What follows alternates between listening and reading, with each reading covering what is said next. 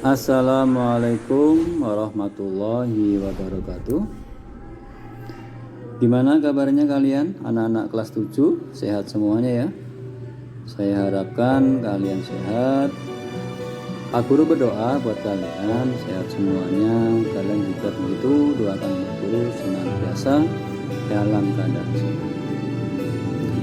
Baiklah anak-anakku sekalian, untuk pertemuan kali ini kita akan masuk ke pelajaran Al-Quran Hadis, yaitu tentang materi Al-Quran dan Hadis sebagai pedoman hidup kita ya.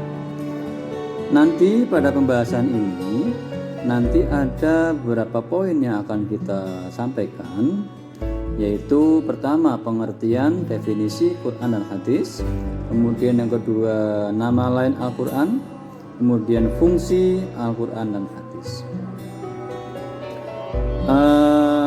Selanjutnya kita mulai dulu dari pengertian Quran dan Hadis ya. Untuk pengertian Quran dan Hadis itu ada dilihat dari beberapa sisi ya. Satu segi bahasa, yang kedua dari segi istilah. Kalau dari segi bahasa, pengertian Al-Quran adalah dari bahasa Arab ya, berasal dari bahasa Arab, yaitu qara'a yaqra'u Qur'anan ya, yang artinya Qur'anan atau baca. Jadi lafal Quran diambil dari masdar berupa Qur'anan, yaitu artinya bacaan.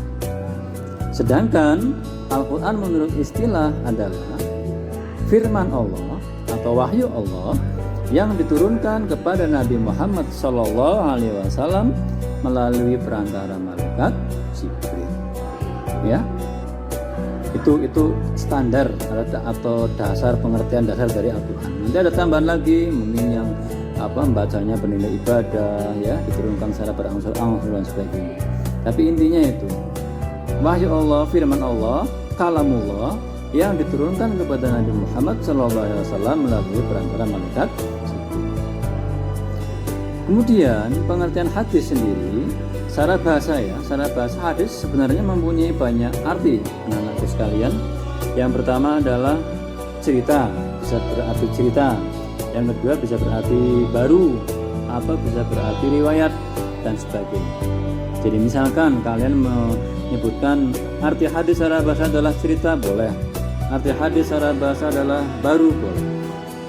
Tapi pengertian hadis menurut istilah yaitu segala sesuatu, semua perkataan, semua perbuatan, dan semua keputusan atau ketetapan Nabi Muhammad SAW itu adalah pengertian hadis secara istilah. Jadi apapun yang Nabi Muhammad ucapkan, apapun yang Nabi Muhammad perbuat, dilakukan, dikerjakan, apapun yang Nabi Muhammad putuskan, itu adalah sebagai bentuk dari pedoman yang harus kita ikuti ya, yang harus kita pegang di samping Al-Quran.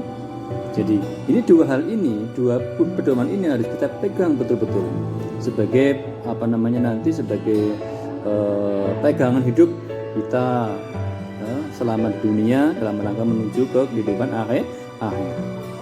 Begitu. Nanti kita lanjutkan, sementara untuk pengertian dulu definisi, nanti kita lanjutkan ke ke fungsi ataupun ya fungsi dari Al-Quran ataupun hadis itu sendiri. Begitu, terima kasih. Nanti kita lanjutkan ya anak-anak sekalian. Ini untuk sementara pengertian dulu, saya minta kalian pahami dulu, dipahami, diamati, kemudian dibantu dengan membaca materi yang ada di buku. Terima kasih.